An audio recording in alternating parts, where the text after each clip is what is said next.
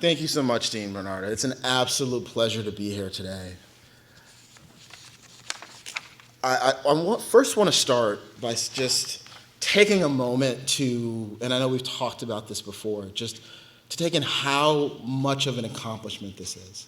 You know, I've had the opportunity to teach a few courses here in the program. I know what the workload looks like. And to get through this and make it to this day is an incredible accomplishment that we really can't honor enough. So please,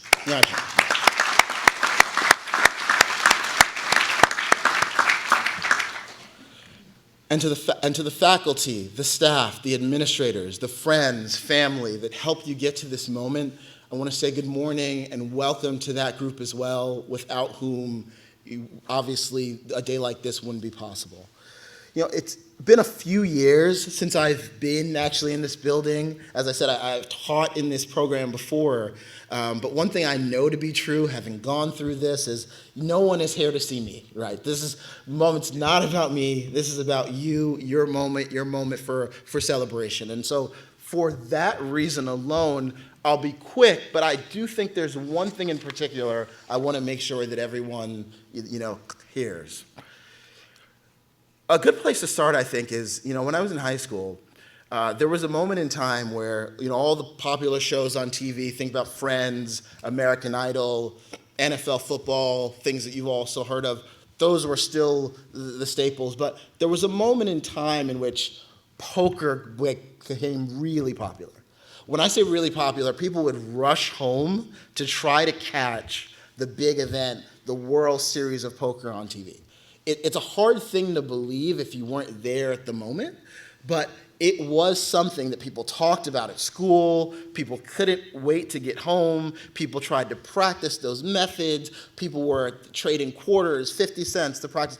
And I was one of those people who was watching, but I was obsessed. I was a math nerd. I loved games. I loved competition. It was a perfect connection for me. And for me, it became a small obsession. Not in the cards, the game, the strategy. Yes, I was obsessed with that element of it as well. But the idea that I could quantify the likelihood of something to happen, right? And so in my case, yes, if I was playing poker, yes, I was very interested in, what's the next card going to be? What might that mean for me? If I was trying to make a sports team and I could see that, all of my friends had already had their growth spurt and were taller than me, what are the odds that I might make the basketball team? Those were the types of odds that I was calculating all the time. And one of the things I was thinking about as I prepared for this day was to think about the idea that I'm here standing on this stage and how the high school version of me, how they would have thought, how he would have thought of those odds. And the reality is, he probably wouldn't have thought they were great.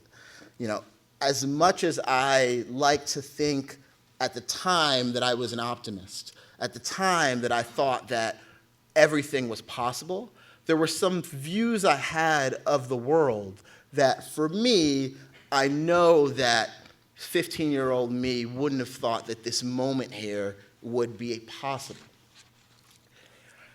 And I think, as I thought about today, I started to ask myself, why is that? What is it about the world that I understand today that I didn't then? How is it possible that me, someone who knew no one in the sports field but really wanted to get into sports, someone that knew no one in TV or film but wanted to work in TV and film, someone who was a black child of two immigrant parents who in their own right were figuring out their ways in this country, how is it possible that I would be able to get to the point of being able to lead data groups of companies that I can only dream of, being able to work at Google, being able to work at Netflix, being able to lead the data science group at Paramount Pictures? What is it that allowed that to happen? And as I spent some time thinking about it, I think there was one particular thing that, as much as I thought I could calculate odds and I knew the chances of things happening, that I really didn't understand, but I understand today, that I want to make sure that I share with this group. I want to take you guys back. I went to, as mentioned, I went to Syracuse University. I was obsessed with numbers, as I mentioned. I was obsessed with baseball in particular. To give you a sense of what my dorm room looked like, we had a shared dorm room situation. My dorm room was on the right as a freshman. My roommate's dorm room was on the left. You'd walk in. My roommate was a normal person, nothing on his wall, nothing to speak of. When on the right side, however, covered on the wall, a picture of every single, not an exaggeration, every single Yankee who was on the 2009 Yankee World Series team had an area on my laptop on YouTube playing consecutively, one baseball game after the other on repeat. So even if you didn't know me, the moment that you walked into my dorm room, it was very clear what my goals were, what my dreams were, and what my aspirations were.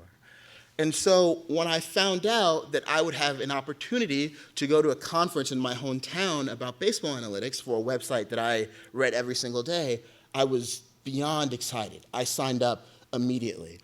And the thing I was signed up for most and was most excited about was it said on the flyer that you'll meet baseball executives. For me, I was like, this is my moment. This is when it's going to happen for me.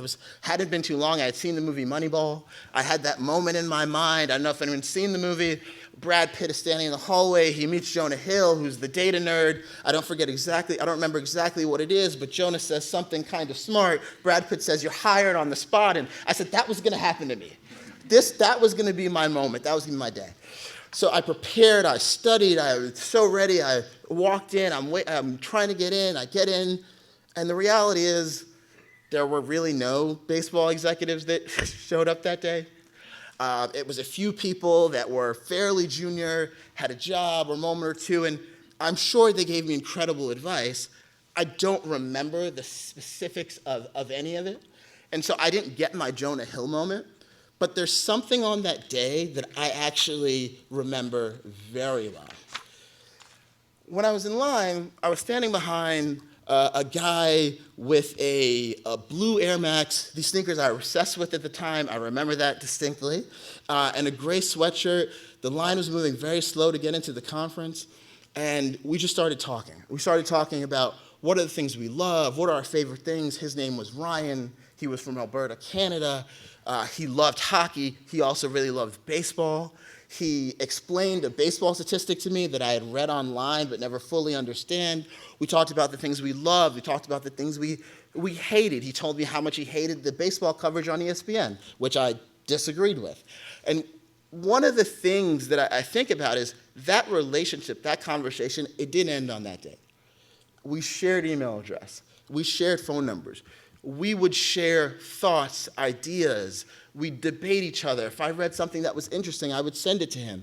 If he saw something on TV that he thought was not representing baseball or hockey, or if he thought the American public in particular wasn't spending enough time covering the NHL, he would send me those gripes. And that moment, that relationship, actually ended up being incredibly pivotal.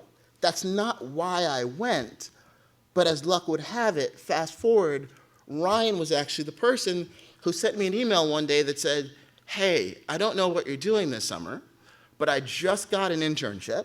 It seems pretty cool. You know, the Bloomberg, the finance company, they're trying to get into sports.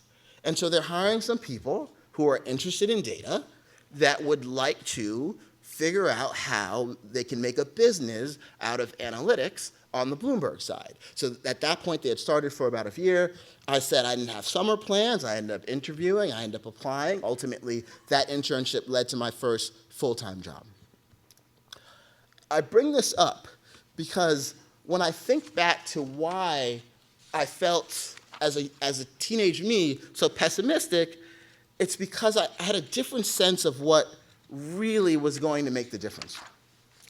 I think for me, at the moment, my biggest miscalculation was that in order for you to achieve anything, no matter how much talent you had, how much motivation, how much resiliency, no matter how well you understand data models, no matter how amazing the faculty is or the teachers that you had in high school, I had a sense that if you didn't bump into the right person with the big enough title, with the high-paying job, enough cachet, that it didn't matter, right? Like all of that was the precursor to the moment where the Brad Pitt character grabs you and says, you can do this, you can make it work. And because that's how I viewed the world, I knew as someone who didn't have those connections that that moment was probably not going to happen to me unless I had that Moneyball moment. So I was so obsessed and so disappointed when I walked away from that conference that day and I wasn't hired on the spot that, maybe it wasn't going to happen for me. And the thing that I know today that I want to make sure that this group knows is that you don't need that magic moment. You don't need that magic person. What you need is actually just a few people who do a few things and go out of their way to help you. What you need are people who show up on your graduation day and fill this room and cheer for you every 10 minutes when we'll probably say, let's congratulate the class again. What you need are the people in your same aisle who you should stay in contact with, who will let you know when a new AI model has come out and they've tested it, and there's a certain element that is unique that you should be interested in. What you need is someone in your family who says, I'll take a little bit more of the adulting this week so that you can get ready for your first incredibly stressful code review. And in some cases, what you need is the stranger in front of you that says, do you have plans for the summer that changes your life forever? I said I'll be quick, so I want to make sure that I don't drag on too long, but I want to be very specific and say the connections that you've made in this program are priceless. Thinking about the industry that I work, colleagues of mine in similar roles in other industries, whenever they're having brainstorming sessions about what's the future of this company, what's the future of this business, the very first place they turn are to the people that have the skills, the understanding, the technical ability, and the sense of strategy taught and learned in this program. They look for people like the people that fill the first 5 rows here. And you have the luxury of, you don't just know one. You know one, and you know 116 others. And if you make sure that you keep those connections, those are the types of people that will be able to open that door for you that I always thought needed that Brad Pitt character. And I am very happy to say that there is a bright future for you, and it doesn't matter if you don't golf with CEOs on the weekend. And I'm very happy that that, in fact, is the case. And as I sit down, I'll say that, your community, your fellow graduates, your family members, faculty, administrators, with a community that strong and the happiness, the smiles I see in the back of the room, the support and the genuine appreciation that everyone has had for all the work that you have and how much everyone wants you to succeed. With a group like that, quite frankly, 16-year-old me didn't know anything. You don't need, one person to open every door. You just need 4 or 5 people that care a little bit about you, and everyone in this room has a lot more than that. Thank you.